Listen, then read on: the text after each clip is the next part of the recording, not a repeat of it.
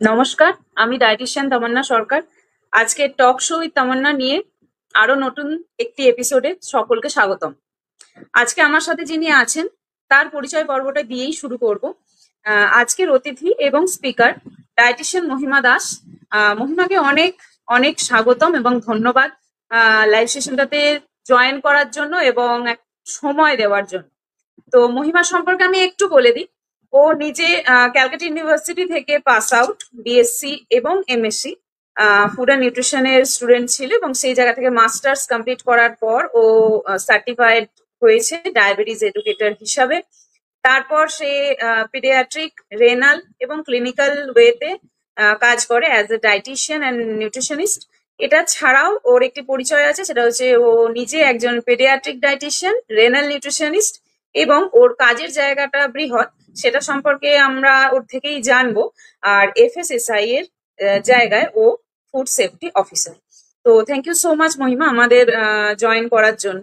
তো আজকের যে বিষয়টা আলোচনা হবে সেটা খুব কমন বিষয়, কিন্তু সেটা নিয়ে মানুষের অনেক মিসকনসেপশনস থাকে, যেটি হচ্ছে protein. Protein requirement in daily diet. Protein নিয়ে আমাদের অনেক রকমের আলাপ আলোচনা, বিভিন্ন মানুষের কথা শোনা, প্রোটিন কি খেতে পারি, প্রোটিন প্রোডাক্ট প্রচুর রয়েছে বাজারে, সেগুলো কেমন খাওয়া উচিত কি উচিত নয়, প্রোটিন কখনো কম লাগে কখনো বেশি লাগে, প্রোটিনের মধ্যে আমরা কি কি খেতে পারি। এবং মানুষের একটা ধারণা থাকে যে প্রোটিন আমরা খুব কম খাই, সাধারণত ইন্ডিয়ান গাইডলাইন্স অনুযায়ী আমরা যেগুলো নর্মালি প্রাকৃতিক খাদ্য হিসাবে গ্রহণ করি, অ্যানিমাল অ্যান্ড প্ল্যান্ট সোর্সেস, সেই জায়গা থেকে অনেক সময় দেখা যায় কিছু ঘাটতি হয় এবং তার ঘাটতির জন্য আমাদের ভারতবর্ষ যে অপুষ্টির দেশ, অর্থাৎ ম্যাল নিউট্রিশনের মধ্যে পরিমাণ অনেক বেড়ে যায়। তো সেই সব কিছু নিয়ে আজকে আলোচনা হবে। তো প্রথমে আমি মহিমার কাছে চলে যাই যে প্রোটিন, যেটা নিয়ে আজকের মূল টপিক, মূল আলোচনা, প্রোটিন অর্থাৎ আমিষ বাংলায় বললে। তো প্রোটিনটা কি, হোয়াট ইজ প্রোটিন, বা প্রোটিন জাতীয় খাদ্য বলতে আমরা কি বুঝি? Over to you. ধন্যবাদ তমন্না দি, যে আমাকে তোমার এই টক শোতে ডাকার জন্য। খুবই একটি ভালো একটা টপিক প্রোটিন। প্রোটিন নিয়ে মানুষের যথেষ্ট ভুল ধারণা আছে, ঠিক ধারণাও আছে, তাই না? মানে কি খাবো প্রোটিন, মানুষে ভাবে যে আমাদের ন্যাচারাল ফুড, যেগুলো বাদ দিয়েই ভাবে যে প্রোটিন পাউডারটাই আমি দেখি। মানে হাতের কাছে, যে হাতের চারিপাশে যে আমার এত কিছু খাবার আছে, সেটা বাদ দিয়ে মানুষে ভাবে যে একটু পাউডার দেখি, একটু সাপ্লিমেন্ট খাই, খেলেই হয়তো পুষ্টিগত দিক দিয়ে তাদের সম্পূর্ণ হয়ে যাবে। হয়তো হতেও পারে, বাট পরবর্তীকালে তো এটা এফেক্ট তো থাকে না, ন্যাচারাল ফুড থেকে আর্টিফিশিয়াল ফুডে যাতে এফেক্ট থাকে। সেটা নিয়েই বলবো যে প্রোটিন জিনিসটা, ফার্স্টেই বলি যেটা প্রোটিন ওয়ার্ডটাই এমন জায়গাতে গ্রিক একটা ওয়ার্ড, সেটা এসছে একজন ডাচ কেমিস্ট মুল্ডার, ওটা দিয়েছে। উনি বলেছেন যে প্রোটিনটা এসছে প্রোটিও, যেটার মানেইটা হচ্ছে প্রথম স্থান অধিকারকারী। মানে যেটা ফার্স্ট একটা প্লেস নেবে, সেটাই মেনলি একটা বডি বিল্ডিং ফুড, দেহ সংরক্ষণকারী, দেহ গঠনকারী, এটা মাসেল, স্কেলিটন মাসেল, এগুলো গ্রোথ সাহায্য করে। হচ্ছে বাচ্চা থেকে বয়স্ক সবারই মোটামুটি এজে কম বেশি করে প্রোটিনটা লাগে, যেটা আমাদের মাসেলেই বেশিরভাগ প্রোটিনটা আছে। এই জন্যই মাসেল গ্রোথের জন্য আমাদের প্রোটিনটা যথেষ্ট, 50% ওখানেই প্রোটিনটা চলে যায়। তাই জন্য দরকার মাসেল গ্রোথ, স্কেলিটাল মাসেল, বোন গ্রোথ। বোনেও থাকে 20%, তবে বাকিটা স্কিন, অন্যান্য পোর্শনে থাকে। প্রোটিনটা মূলত একটা দেহ গঠনকারী, বডি বিল্ডিং একটা ফুড, বা একটা ইমিউনো প্রোটিনও আমরা বলতে পারি, যেটা বিভিন্ন অ্যান্টিবডি ওটা তৈরি করে। আরবিসি একটা হিমোগ্লোবিনের গ্লোবিন পার্টটা কিন্তু প্রোটিন থেকেই আমরা পাই। আয়রন থেকে পাই, গ্লোবিনটা প্রোটিনের সোর্স থেকে, ওটা আমরা পেয়ে থাকি। Thank you so much. একদমই তাই, মানে প্রোটিনের অনেক কাজ রয়েছে, কিন্তু তার মধ্যে যেটা প্রথম আর প্রধান, যেরকম ও বললো, যে কোষ গঠনকারী বা দেহ গঠনকারী।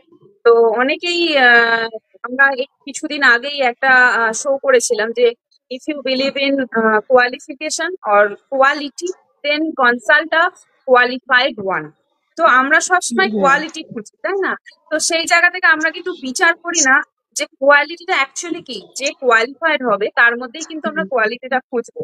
তাই যতই আশেপাশ থেকে বিভিন্ন রকমের কথা আসুক না কেন, যে প্রোটিন বুঝি প্রচুর ক্যালোরি দেয়, শক্তি দেয়, প্রোটিন ছাড়া, পাউডার ছাড়া আমাদের হবেই না, বাট বেসিক্যালি সেটা নয়। কারণ কোষ গঠনের ক্ষেত্রে যেটা মেনলি লাগে, বা হিমোগ্লোবিন, মানে যার জন্য আমরা বেঁচে আছি, তার জন্য প্রোটিন ভীষণ মানে আবশ্যিক একটা উপাদান। হুম। তো একদমই তাই, ঠিক এই কথাটার সূত্র ধরেই আমি চলে যাব তোমার কাছে, যে দেখো প্রোটিনের তো অনেক ধরনের টাইপস বা ভেরিয়েশনস আছে, বিভিন্ন ধরনের হুম। প্রকার আছে। কারণ মানুষের কাছে এই আইডিয়াটা খুব একটা মানে স্পষ্ট নয় যে হুম। প্রোটিনের প্রকারগুলো কি কি বা কত রকম উপায়ে প্রোটিন হতে পারে। তো সেই ধারণাগুলো যদি তুমি একটু আমাদের মধ্যে দাও। হ্যাঁ, প্রোটিনটা অনেক ভাবে ভাগ করা যায়, অনেক টাইপস মানে অনেক ভাবে ভাগ করা যায়। ফার্স্টেই বলি, একটা প্রোটিনটা যেরকম আমাদের বডিটা তৈরি হয় সেল বা কোষ নিয়ে, বা আমরা ধরি বাড়ি ইটটা তৈরি একটা ইট নিয়ে, ইটের ওপর ইটটা সিমেন্ট প্লাস্টার করে তৈরি, সেরকমই প্রোটিনটা তৈরি হয় অ্যামিনো অ্যাসিড। অ্যামিনো অ্যাসিড প্রোটিনটা ভাঙলে আমরা অ্যামিনো অ্যাসিডটাই পাই, একটা বিল্ডিং ব্লক বলা হয় প্রোটিনের একটা মূল উপাদান অ্যামিনো অ্যাসিড। সেই হিসেবে যদি আমরা ভাগ করি তাহলে তিন ভাগে একটা ভাগ করা যায়, যেখানে ফার্স্টেই ধরা যায় সেখানে এসেনশিয়াল অ্যামিনো অ্যাসিড। হ্যাঁ, যেটা হচ্ছে সবকিছু আছে অ্যামিনো অ্যাসিডটা।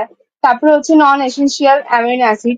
হ্যাঁ, যেখানে হচ্ছে আমাদের খাদ্যের আমাদের বডিতে থাকে, বাট আমাদের খাদ্যের মাধ্যমে ওটা নিতে হয়। তারপর হচ্ছে কন্ডেন্সারি অ্যামিনো অ্যাসিড, সেটার মানে হচ্ছে আমাদের ডায়েটের মাধ্যমেও নিতে হয়, বাট বডিতে ওটা তৈরি করার এই অ্যামিনো অ্যাসিড গুলো থাকে। তারপরে আরেক ভাবেও ভাগ করা যায় যে কমপ্লিট প্রোটিন, সেটার মধ্যে সব টাইপের অ্যামিনো অ্যাসিড গুলো আছে, যেরকম অ্যাডাল্টের জন্য হচ্ছে ৮-৯ রকমের, আর হচ্ছে বাচ্চাদের জন্য এক্সট্রা দুটো লাগে, আরো ১০টা হিস্টিডিন আর্জিনিন লাগে। তারপর পার্শিয়াল ইনকমপ্লিট বলতে গেলে যেটার একটা বা দুটো অ্যামিনো অ্যাসিড গুলো থাকে না। ১০টা অ্যামিনো অ্যাসিড থাকলে একটা বা দুটো থাকে না, যেরকম বা ডাল বা সোয়াবিন ধরো, সেগুলো ধরো হচ্ছে মিথিওনিন ওটা নেই, এরকম হতে পারে। আবার রাইসে ধরো লাইসিন এগুলো নেই। আবার একটা ইনকমপ্লিট প্রোটিন, ইনকমপ্লিট প্রোটিন মানে যেখানে মানে অনেক অ্যামিনো অ্যাসিডই থাকে না, এসেনশিয়াল অ্যামিনো অ্যাসিড গুলোই থাকে না, যেরকম ধরেন জেলাটিনের ট্রিপ্টোফ্যান থাকে না। তারপর আরেক ভাবেও আমরা যদি ভাগ করতে পারি, একটা ফিজিওকেমিক্যাল দিক দিয়ে কেমিক্যাল কম্পোজিশনটা থাকে, কারণ প্রোটিনটা তৈরি হয় কার্বোহাইড্রেট হচ্ছে কার্বন, হাইড্রোজেন, অক্সিজেন, নাইট্রোজেন নিয়ে একটা তৈরি, নাইট্রোজেনটা মেন থিম। সেরকমভাবে আমরা সিম্পল প্রোটিনটা তৈরি করি, যেখানে সিম্পল প্রোটিনে কি এটা একটা অ্যামাইনো অ্যাসিডই থাকে ধরো, সেখানে হচ্ছে অ্যালবুমিন, যেটা এগ অ্যালবুমিন, এগ প্রোটিন থাকে। তারপর ল্যাক্টো অ্যালবুমিন, মিল্ক প্রোটিন ওটা থাকে। তারপরে গ্লোবিউলিন। তারপরে হুইটের প্রোটিন, যেটা দুভাগে একটা আছে, গ্লিয়াডিন গ্লুটেনিন, সেটা আছে গ্লুটেনিন, একটা গ্লিয়াডিন প্রোটালামিন। ফাইবার্স প্রোটিন আছে, কিরাটিন স্পিনে থাকে। তারপর আরেকটাও ধরা যায় কনজুগেটেড, সেটা হচ্ছে অ্যামিনো অ্যাসিড প্লাস একটা নন প্রোটিন, মানে ধরো লাইপোপ্রোটিন। লাইপোপ্রোটিনটা আমরা সবাই শুনেছি, ওটা একটা কোলেস্ট্রল, অনেক ভাগ আছে, ট্রাইগ্লিসারাইড, ভিএলডিএল ভাগ আছে। সেই লাইপোপ্রোটিনের মধ্যে কি থাকে, লিপিড বা ফ্যাট পোর্শন, একটা প্রোটিন পোর্শনটা থাকে। তবে নিউক্লিয় প্রোটিন মানে নিউক্লিক অ্যাসিড প্রোটিন থাকে, মানে বোঝা যাচ্ছে যে আমাদের সব পার্টে প্রোটিনটা আছেই, সেটা এককভাবেই থাকুক বা যুক্তভাবেই তার সব পার্টেই আছে। তবে আরেকটা আছে ডিরাইভ, এটার মধ্যে একটা ডিরাইভ প্রোটিন, সেটা হচ্ছে ধরো এই সিম্পল বা কনজুগেটেড প্রোটিনটাকে হচ্ছে ডিকম্পোজিট করে ওটা করে, যেমন কোয়াগুলেটেড এগ প্রোটিন, যখন হচ্ছে এগটা যখন আমরা রান্না করা হয় তখন এগ প্রোটিনটা ভেঙে যায়, সে ডিনেচার্ড হয়ে যায়, সেরকম ভাবে একটা ভাগ হচ্ছে। তারপরে সোর্সেস হিসেবে মানে একটা উৎপত্তিগত ভাবে, যেটা হয় animal protein, plant protein. Animal protein মানে যেটা সব এসেনশিয়াল অ্যামিনো অ্যাসিড গুলো আছে। আর প্ল্যান্ট প্রোটিন মানে কি, যেখানে এক বা অধিক অ্যামিনো অ্যাসিড গুলো থাকে না, সেটাই। অ্যানিমাল প্রোটিনের একটা কি বায়ো অ্যাভেলেবিলিটি বা ডাইজেস্টিবিলিটিটা, অ্যাবজর্পশনটা বেশি থাকে, প্ল্যান্টের একটুখানি কম থাকে।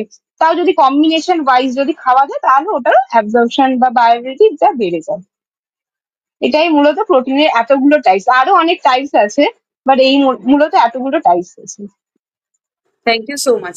দেখো তুমি যেমন বললে, তোমার কথা ধরেই বলি, আহ, যখন আমরা এই কোয়াক হাটাও এই যে একটা ক্যাম্পেনে নেমেছিলাম, তখন থেকেই অনেক রকমের কথা, মানে শুধু এইটা নয়, তুমিও হয়তো প্র্যাকটিস লাইফে অনেক রকমের জিনিস শুনে থাকবে, বিভিন্ন ধরনের হুম। কোয়াকদের কথা বা কিছু। তো সেই জায়গাতে এরকম শুনতে হয়েছে যে প্রোটিনের মধ্যে, যেহেতু মানে আমরা জানি ছোট থেকেই পড়ে এসেছি, জাস্ট 9-10 এর বায়োলজিক্যাল সায়েন্সেও পড়ানো হয়। তো সেই জায়গায় হচ্ছে যে 1 গ্রাম প্রোটিন দহনে আমরা 4.1 কিলো ক্যালোরি তাপ শক্তি পাই, মানে এনার্জি পাই। হুম। অর্থাৎ 1 গ্রাম প্রোটিন খেলে হুম। আমরা 4.1 পাবো। কিন্তু মুশকিলটা হয়ে যাচ্ছে, তুমি যে যে কথাগুলো বললে, প্রোটিনেরই এত কাজ আছে। মানে আমাদের একটা সেল হুম। তৈরি হওয়া থেকে লাইপো প্রোটিন, মানে ধরো আমরা সবসময় বুঝি যে কোলেস্টেরল মানেই খারাপ। তো কিন্তু কোলেস্টেরলের মধ্যে যে দুটো পার্ট আছে, একটা গুড এন্ড ব্যাড, হ্যাঁ। অর্থাৎ এলডিএল এলডিএল, তো তার মধ্যেও তো প্রোটিনটা থাকে। তাহলে ফ্যাট যদি থাকে সেখানে প্রোটিনটাও দরকার, প্রোটিন ছাড়া কিন্তু আমার গুড হুম। কোলেস্টেরলও তৈরি হবে না। তো এই জায়গাগুলো ঠিক আছে। ম্যাটার করে। তার থেকেও বড় ব্যাপার, ধরো একটা মাতৃ গহ্বরে, মানে যখন মা একজন প্রেগনেন্ট মহিলা থাকেন, তা সে যখন একটা শিশুকে নিজের দেহে মানে লালন পালন করে বেড়ে তুলছে, 180 days পর্যন্ত প্রায়। তো সেই জায়গায় তার যে নিউক্লিক অ্যাসিডের গঠন অর্থাৎ ডিএনএ ফর্মেশন করবে বা তার আরএনএ তৈরি হবে, প্রোটিন সংশ্লেষ হবে, সেটার জন্যও তো আমাকে প্রোটিনটা খেতে হবে। তো তার মানে প্রোটিন খেলেই যে শুধুমাত্র আমরা তাপ শক্তি পাবো সেটা নয়, তাপ শক্তির বাইরেও, কারণ তাপ দেওয়ার জন্য, শক্তি দেওয়ার জন্য, এনার্জি ফুলফিল করার জন্য আমার কার্বোহাইড্রেট আছে, আমার ফ্যাট আছে। বাট প্রোটিনটা যে কারণে দরকার, যেই কারণে আমরা বলে থাকি ইমিউনিটি, ডিএনএ ফরমেশন, একজন জেনেটিক্যালি যত মডিফাই হবে বা ভালো থাকবে, কোষ গঠন হবে, তার জন্য কিন্তু আমাদের প্রোটিনটা অতি আবশ্যক একটা উপাদান। তো এই জায়গাগুলো আমাদের কোথাও গিয়ে হারিয়ে যায়। সেই জন্যই আর কি অ্যাওয়ারনেস সেশন গুলোকে আরো বেশি করে রাখা। তো ধন্যবাদ। হ্যাঁ, তোমাকে অনেকজন শুভেচ্ছা জানিয়েছে। তো সেটা একটা অনেক বড়, হ্যাঁ, থ্যাংক কারণ ইউ। আমার কাছে খুবই এটা একটা খুব বড় পাওনা, কারণ হচ্ছে প্রোটিন নিয়ে অনেক রকমের মিসকনসেপশন থাকে। আজকে আমরা সেইগুলোই ক্লিয়ার করার চেষ্টা করছি। তো থ্যাংক ইউ সো মাচ। যারা কমেন্ট করছেন প্লিজ থাকবেন সাথে। কারোর যদি কোনো রকমের কোয়েরি থাকে তো অবশ্যই জানাবেন, আমি সেগুলো কিন্তু আস্তে আস্তে এক এক করে তুলে ধরার চেষ্টা করবো। নেক্সট আমরা চলে আসি সোর্সেসে, যেরকম তুমি আমাদের বলেই দিয়েছো পুরোটাই। তো বেসিক্যালি আমাদের একটা ধারণা থাকে যে আমরা প্রোটিন সেইভাবে খাবার থেকে পাই না, বা ইন্ডিয়ান যারা থাকেন তারা প্রত্যেকদিন খাবারে খেয়ে উঠতে পারে না। এরকমও আমি অনেক জায়গায় শুনেছি যে সবার মাছ ডিম খাবার বা মাংস খাওয়ার মতো আহ কি বলবো আর্থিক সুবিধা বা সেই জায়গাটুকু তৈরি হয় না, তাহলে তারা কি প্রোটিন ডেফিসিয়েন্সিতে ভুগবে? তো সেই জায়গায় সোর্সেস গুলো কি কি হতে পারে, বা কোন কোন খাবারগুলো আমরা প্রতিদিনের খাদ্য তালিকায় রাখলে প্রোটিনের চাহিদাগুলো আমরা পূরণ করতে পারি, এগুলো একটু বলবো। হ্যাঁ, হ্যাঁ। ফার্স্টেই ধরি, যদি কেউ একটা সেদ্ধ ডিম যদি রাখতে পারে, 50 গ্রামের যেটা সেদ্ধ ডিম, ওয়েটটা 50 গ্রাম, মোটামুটি সে 6 গ্রাম মতন সে প্রোটিন পাবে। আর যদি এগ হোয়াইটটা, অনেকের তো আছে না ধারণা যে কুসুমটা রাখবো না, নর্মাল ইন্ডিভিজুয়াল কুসুমটা আমরা বাদ দিয়ে দেবো, যে শুধু আমরা সাদা অংশটা যদি রাখি তাহলে হয়তো 3-3.5 গ্রাম পাবো। এবার যদি চিকেন, ওসব থেকেও মোটামুটি 24-25 এরকম গ্রাম পেতে পারি। মিল্ক প্রোটিন তো একটা আছে, 3 থেকে 4%। বিভিন্ন ভ্যারাইটিস মিল্ক আছে, যেটা হচ্ছে বাফেলো মিল্ক বা কাউ মিল্ক, ওটাই 3 থেকে 4%। এবার যদি প্ল্যান্ট প্রোটিনটা একটু আমি যাই, তাহলে সোয়াবিনটাও যথেষ্ট রিচেস্ট সোর্স, এটা 40% মোটামুটি একটা প্রোটিন থাকে। বাট সোয়াবিনের কি হয়ে যায়, সোয়াবিন বা কাঁচা বাদামের খোসাদের হিমোগ্লুটেনিন নামক একটা অ্যান্টি নিউট্রিয়েন্টস থাকে। তো তখন কি বলা হয়, একটুখানি জলে ভিজিয়ে রেখে, তো বা সেদ্ধ জলটা ফেলে দিয়ে তারপর রান্না করার কথা সোয়াবিনটা বলা হয়, বা কাঁচা বাদামটা বলা হয় খোসা ছাড়িয়ে খেতে একটুখানি, তো হিমোগ্লুটিনিন, তাহলে এই অ্যান্টি নিউট্রিয়েন্টসটা থাকবে না। এমনি গ্রাউন্ড না চীনা বাদামও মোটামুটি এক মুঠো যদি খাওয়া যায় সকালে, তাহলে মোটামুটি 24-25 গ্রাম সে পেতে পারে। বা রাইস, এগুলো তো হচ্ছে রাইসও মোটামুটি 7% এরকম, বা উইটও 10%, বা জোয়ার বাজে যাকে যদি বা একটু খেতে চায়, তাহলে সেখানে কিন্তু বেশ ভালোই থাকে। রাইস বা উইটাতে কিন্তু 11-12% থাকে, রাগিতে এমনকি 13 গ্রামটাও থাকে প্রোটিন, ওটা যে ঠিকভাবে খাওয়া যায়। আর যদি কেউ রুট, টিউবার বা শাকসবজি, নর্মাল শাকসবজি, ফল টল খেতে চায়, সেটা প্রতিদিন খাবারের তালিকায় রাখতেই পারে, সেটা 1 থেকে 2% মতন প্রোটিনটা আসে। এছাড়াও যদি আমরা প্রোটিনের আরেকটা একটু অন্য টাইপের সোর্স পাই, নাটস, সিডস, সেখানেও মোটামুটি ভালো রকমের প্রোটিনটা আছে। একটা গ্রাউন্ড নাটস, একটা নাট হলো, বা অন্যান্য সিডস, নাটস গুলো, সেখানে মোটামুটি 40% ফ্যাট, 40% প্রোটিনটা আছে।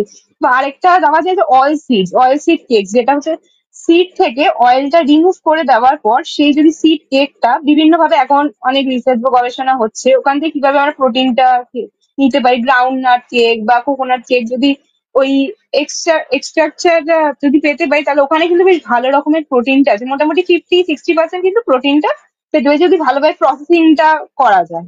মোটামুটি আমাদের আশেপাশেই চারিদিকে আমাদের অনেক প্রোটিন সোর্সটা আছে। এবার আমাদের বুঝে সুঝে খেতে হবে যে কোনটা আবার আমাদের লাগবে, কোনটা এবার লাগবে না, সেটাই। একদমই তাই, কারণ হচ্ছে আমরা দেখেছি, তুমি হয়তো প্র্যাকটিসিং লাইফে দেখবে যে যখন আমরা হুম, কাউকে খুব অ্যাফোর্ডেবল জিনিস একটা বলি, ধরো ডাল, মোটামুটি হুম, সবার বাড়িতেই হুম, হয়, কিন্তু এরকমও দেখা গেছে সবার বাড়িতে প্রতিদিন ডাল হয় না। তো সেই জায়গাতে সোয়াবিন হুম, কিন্তু তারা সাপ্লিমেন্টারি ফুড হিসেবে খায়। হুম, আবার ধরে নাও হ্যাঁ, কারোর প্রত্যেকদিন মাছ কেনার সামর্থ্য নেই, কিন্তু একটা ডিম কিন্তু মাছের থেকে কম দামি হয়। আমি কিন্তু মুরগির ডিম বা পোল্ট্রির ডিমের কথা বলছি, একেবারেই মানে হুম, হাঁসের ডিমের দিকে যাচ্ছি না। তো সেই জায়গাতে হুম, আহ তার অল্টারনেটের খাবার কিন্তু মানুষ করে না। কিন্তু যখন আমরা প্রতিদিন জিজ্ঞাসা করি যে আপনি প্রোটিন জাতীয় খাবার খান, তখন কিন্তু সবাই বলে যে হ্যাঁ আমরা তো খাই। কিংবা ধরে নাও মিল্ক প্রোডাক্টে যদি যাই, দুধ বা দুধের কোনো প্রোডাক্ট যদি বলি, অনেকে দুধ পছন্দ করে, অনেকে দই বা ছানা। তো যখনই আমরা বলি যে ক্যালসিয়ামের জন্য বা প্রোটিনের জন্য আপনারা কি খান, এগুলো আমরা বেশি, তুমিও এগ্রি করবে, সেটা হচ্ছে আমরা যখন ক্যাম্পে বা হেলথ ক্যাম্প যেগুলো স্বাস্থ্য শিবির হয় সেখানে হ্যাঁ, যাই, হ্যাঁ। সেইখানে এগুলো বেশি মানে দেখতে পাই।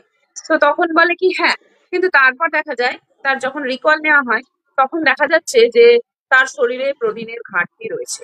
তার মানে যখন তারা নিরামিষ Exactly. খাচ্ছে তখন কিন্তু তার সাবস্টিটিউট কোনো খাবার খাচ্ছে না, ধরে নিলাম সে মাছ মাংস ডিম খাচ্ছে না হুম, বা সেই দিনটা পেলো না, কিন্তু তার সাপ্লিমেন্টারি সেই অভাবটাকে বা চাহিদাটাকে পূরণ করার জন্য কিন্তু অন্য কোনো প্রোটিনের সোর্স তারা রাখে না।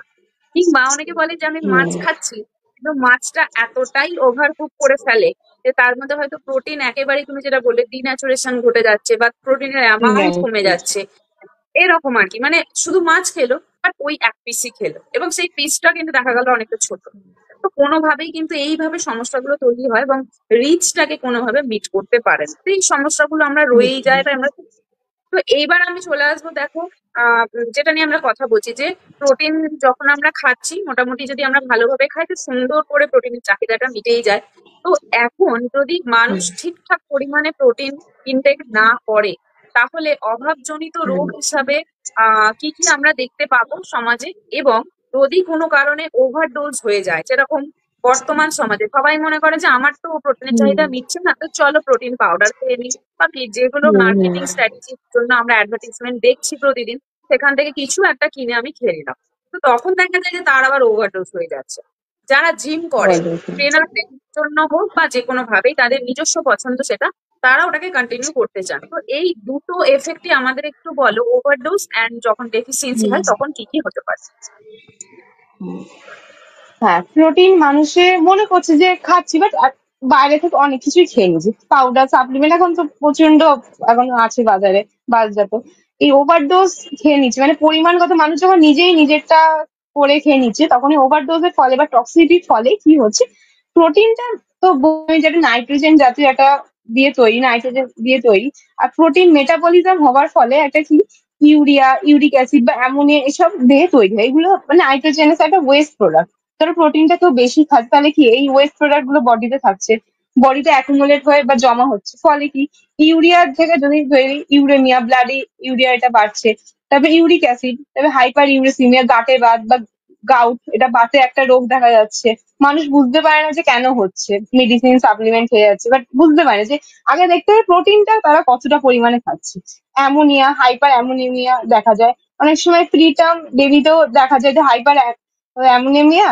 অ্যামোনিয়াটা অনেক সময় কি ব্রেনের হচ্ছে ব্লাড সেলস গুলো ক্রস করে চলে যায়, সেটাতে অনেক টাইপের রেসপিরেটরি ডিস্ট্রেস এসব হতে পারে, বোন লস এসব হতে পারে, বাতের রোগ, অবসাদ, মাথা ধরা, এগুলো মোটামুটি একটা ওভারডোজে একটা লেগেই থাকে যারা মানে পরিমিত পরিমাণে বেশি আছে। এবার যদি অভাব, অভাব যদি ধরে যায়, কেউ ধরো প্রেগনেন্সি টাইমে তো বেশি একটু প্রোটিনটা একটু চাহিদা থাকে, তার বাচ্চার জন্য, তার নিজের জন্য অনেক কিছুরই চাহিদা, সে ধরো প্রোটিনটা চাহিদার থেকে কম খাচ্ছে, তাহলে কি এটা বাচ্চার উপর তো একটা এফেক্ট পড়বেই।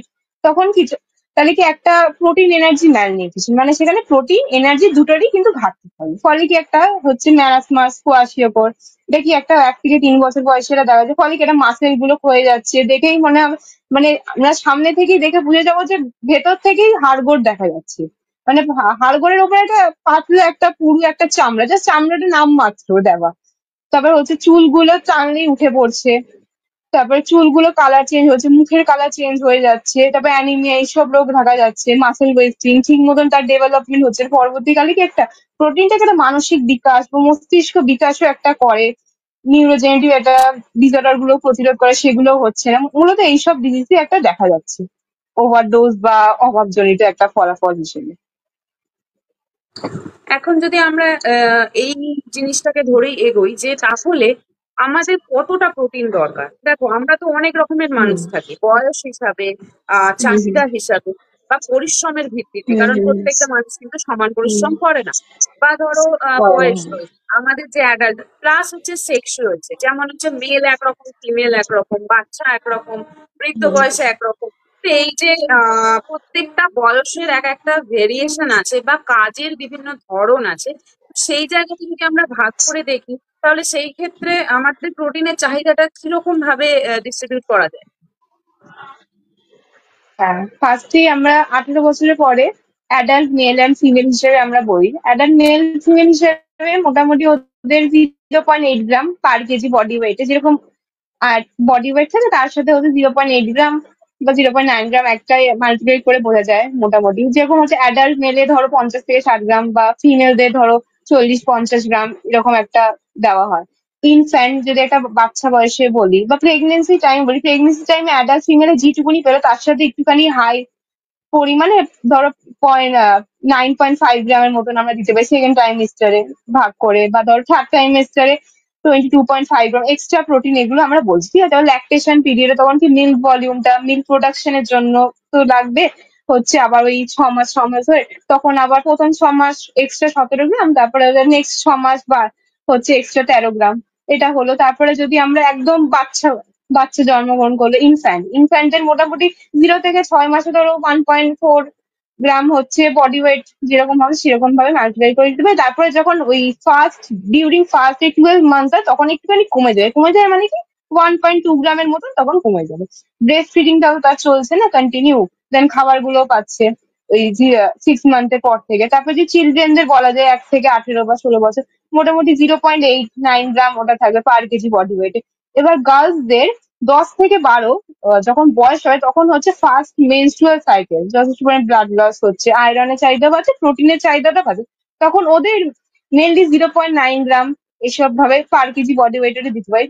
তারপরে ছেলেদের পিউবার্টিয়াল অনেক হরমোনাল চেঞ্জ হচ্ছে, মেয়েদেরও হরমোনাল চেঞ্জেস হচ্ছে অ্যাডোলেসেন্ট পিরিয়ডে, তখন আমরা দিতে পারি। আর যারা হচ্ছে ভেজিটেরিয়ান বা সিরিয়াল বেসড বা পালস বেসড ওরা ডায়েট খায় তাদের হচ্ছে 1 গ্রাম পার কেজি বডি ওয়েটে দিতে পারি। হচ্ছে অতিরিক্ত না, মোটামুটি দেখা যায় 10 থেকে 15% যদি আমরা এনার্জি আমরা প্রোটিন দিতে পারি তাহলে ভালো হয়। যদি বেশিও হয়ে যায়, অনেকে তখন অনেক বেশি হয়ে যায়, যদি বেশি হয়ে যায় এটা তোর টলারেবল আপার লিমিট আছে কি ইউএল, সেটা ধরো 15 থেকে 30 বা 40% ওরকম ভাবে দেওয়া যায়। মোটামুটি 10-12% মোটামুটি দেওয়া যায়, কোনো পার্সেন্টেজে হিসাব করে এনার্জি থেকে আমরা কতটা প্রোটিন পেতে পারি। এগুলো মোটামুটি প্রোটিনের হিসাব বয়স অনুযায়ী সব। এখন এগুলো তো আমাদের রিকোয়ারমেন্টস বা নিডস বা চাহিদা বয়স অনুযায়ী হুম হয়। অ্যাডাল্ট মেল একরকম, হুম ফিমেল একরকম, সেক্স হুম অনুযায়ী, যেমন একজন বয়েজ একরকম, গার্লস দের আর একরকম, আবার একজন বাচ্চা যখন থাকছে সেরকম। হুম তো এই জায়গাতে অনেক সময় আমরা কিছু ফিজিওলজিক্যাল কন্ডিশনস কিছু কিছু থেকে যায়, বিভিন্ন হুম রোগ থাকতে পারে তার মধ্যে। তো এই ক্ষেত্রে আমরা অনেক সময় দেখবে যেগুলো এখন মানে খুবই চর্চার বিষয় আশেপাশে, যে হয়তো নর্মাল মানুষ তার হয়তো কিছু প্রয়োজনই নেই, কিন্তু তাতেও তার মনে হয়েছে আমি এই বুঝি প্রোটিন কম খাচ্ছি বা আমার ঠিক চাহিদাটা মিটছে না, মানে সে কি করে, যেটা করে জেনারেলি মানুষ কি করে, এখন বিভিন্ন ধরনের ক্যালকুলেটর অ্যাপ্লিকেশন এগুলো উঠে গেছে, বিএমআই ক্যালকুলেট করছে, প্রোটিন ক্যালকুলেট করছে, এবং এই 1.2, 1.5, 0.8 কেউ কিছু জানে না যে কখন লাগবে। তো যখন থেকে একটা ওরকম মাল্টিপ্লাই করে চাকসি একটা করে, এবং তখন দেখছি যে আমার তো প্রোটিন ডেফিসিয়েন্সি হয়ে যাচ্ছে, অথচ আদৌ হয়তো তার ডেফিসিয়েন্সি হয়নি। তখন কিন্তু সে বিচ্ছিরি ভাবে একরকম মানে প্রোটিন নিতে থাকছে, এবং তখন কিন্তু সমস্যা হয়ে যাচ্ছে। তো এই ক্ষেত্রে যদি আমি ফিজিওলজিক্যাল কন্ডিশনের কথা বলি, শারীরিক বিভিন্ন ধরনের সমস্যা থাকে, বা অনেক সময় সত্যিই কারো বেশি প্রোটিন প্রয়োজন হয়, আবার অনেক সময় দেখা গেছে যে প্রোটিন কমাতে হবে, এরকমও সমস্যা আমরা দেখে থাকি, যে যতটা তার দরকার তার থেকেও তাকে কম খেতে হবে প্রোটিন, এরকম হয়ে গেছে কিছু কিছু মানুষের ক্ষেত্রে। তো সেই ফিজিওলজিক্যাল কন্ডিশনস গুলো কি কি, বা যদি আমরা রোগগ্রস্ত অবস্থা বলি, সেই ক্ষেত্রে কোন সময় আমাদের প্রোটিনের মাত্রাটা বেড়ে যাবে বা বাড়ানো উচিত, এবং কখন চাহিদার থেকে কমানো উচিত বা কমে যাবে? হ্যাঁ, প্রোটিনটা এটা বললাম তো আগে, কতটা কি পরিমাণ রিকোয়ারমেন্ট দরকার। এখন বলি যে প্রোটিন কখন বাড়াতে হবে, একটু চাহিদার থেকে একটু বাড়াতে হবে। ফার্স্টে ধরি একটা বাচ্চা জন্মগ্রহণ করলে ইনফ্যান্ট, তাকে দিতে তো হবেই প্রোটিন, কারণ মাসেল গ্রোথ হবে, তারপরে স্কেলেটাল মাসেল বোন গ্রোথ হবে, তাকে তো দিতেই হবে একটা। তারপরে হচ্ছে বাচ্চা যখন বড় হবে চিলড্রেন, তখন তাদের বোন ফর্মেশন হবে, বিভিন্ন টিস্যু তৈরি হবে, আরো ভালোভাবে বড় হয়ে উঠবে, তখন এটা দিতে হবে। গার্লসদেরও যেরকম বললাম একটা মেনস্ট্রুয়াল সাইকেল, বয়েজদেরও পিউবার্টিয়াল চেঞ্জেস দিতে হবে। তারপরে প্রেগনেন্সি টাইমে মেনলি যতটা এক্সট্রা প্রোটিন দেওয়া ট্রাইমেস্টার অনুযায়ী সকালে দিতে হবে। কেন? ফিটাল একটা মানে ফিটাস একটা তার হচ্ছে উম্বে বড় হচ্ছে, তার একটা গ্রোথের জন্য দিতে হবে। তারপরে হচ্ছে মেমারি গ্ল্যান্ড বা ব্রেস্টটা, তারপরে হচ্ছে প্লাসেন্টা যেখান থেকে বাচ্চা নিউট্রিয়েন্টসটা পাচ্ছে, সেটা একটা বড়, তার জন্য একটা প্রোটিনটা দিতে হবে। তারপরে বিভিন্ন নিউট্রিয়েন্টস বা অক্সিজেন যেগুলো ট্রান্সপোর্ট হচ্ছে মায়ের দেহ থেকে বাচ্চার দেহ প্লাসেন্টা দিয়ে, সেগুলোর জন্য দিতে হবে। তারপরে হচ্ছে ডেলিভারি, ল্যাকটেশন পিরিয়ডের জন্য যে ল্যাকটেশন পিরিয়ড যে মিল্ক প্রোডাকশনটা হচ্ছে, সেটার জন্য একটা প্রোটিন একটা দিতে হবে মোটামুটি ভাবে। তারপর প্রিটার্ম বেবিতেও তো যেটা বললাম, সেটাতেও মোটামুটি একটা 3-4 গ্রাম একটু বেশি একটু প্রোটিনটা দিতে হয়। সেটা তারা ব্রেস্ট মিল্ক থেকেও পেতে পারে, বাট যদি না তোর আইসিইউ বা আইসোলেশন বা মায়ের দুধ সে খেতে পারছে না, সেসব হিসেবে তো আলাদাভাবে তাদের ফর্মুলা ফিডিং বা অন্যান্য ফিডিং ভাবে তো তাদের দিতে হয়। মোটামুটি এগুলো হচ্ছে ফিজিওলজি কন্ডিশন। ল্যাকটেশনেও দিতে হচ্ছে এক্সট্রা, সেটা কি মিল্ক তৈরি হওয়ার জন্য, কারণ মিল্ক প্রোডাকশনও যথেষ্ট দেরি মানে বেশি হয়ে যায়। কারণ হচ্ছে বাচ্চা 6 মাস বয়স অব্দি মায়ের দুধের ওপরই নির্ভরশীল। এখন অনেক ফর্মুলা ফিড বেরিয়েছে, বাট আমরা বলবো কি একদম 6 মাস বয়স অব্দি কোনো দিকে না তাকে, যদি মিল্ক প্রোডাকশনে ঠিকঠাক হয় তাহলে মিল্কের দিকে একদম নির্ভর করে। তাই জন্য মা যদি না খায় ঠিক মতো, তাহলে তো বাচ্চা তো প্রোটিনটা বা ভালো মতনটা নিউট্রিয়েন্টস তো পাবে না, না পরবর্তীকালে গ্রোথ বা মানসিক বিকাশ যাই হোক, ওদের তো সমস্যা হতে পারে না। এইসব তো ওল্ড এজেও দরকার। আমরা ভাবি যে বয়স্কদের একটুখানি খাবার দেবো না বা খাবার কম দেবো, বা ওল্ড এজটা দরকার, কেন ওদের ইনফেকশন বিভিন্ন থাকে। বয়স্কদের একটা বলা হয়, বয়স্কদেরটা হচ্ছে বাচ্চাদের মতনই ট্রিট করা হয় আমরা, কারণ তাদের বিভিন্ন টাইপের রোগ থাকে বা ইনফেকশনে তাদের দুর্বলতা থাকে, ইমিউনিটি পাওয়ারটাও যথেষ্ট কম। ইমিউনিটি পাওয়ারটার জন্য তো আমাদের প্রোটিনটা যথেষ্টই দরকার। এগুলো বা 25 বছর বয়সের পর থেকেও আমাদের একটুখানি প্রোটিন চাহিদাটা একটুখানি কমে যায়, বা যেটুকুনি দরকার সেটুকুনি থাকে, অত বাড়ানোর তো দরকার নেই। কারণ 25 বছরের মধ্যে সব হচ্ছে বৃদ্ধি বিকাশ মোটামুটি হয়ে যায় বলা চলে। তো এইগুলোতে আমাদের এই ফিজিওলজিক্যাল কন্ডিশনে মোটামুটি প্রোটিন চাহিদা থাকে। এবার যদি আমরা রোগের দিকে ভাবি, রোগের দিকেও যদি আমরা ভাবি প্রোটিনের কিছু কিছু থাকে।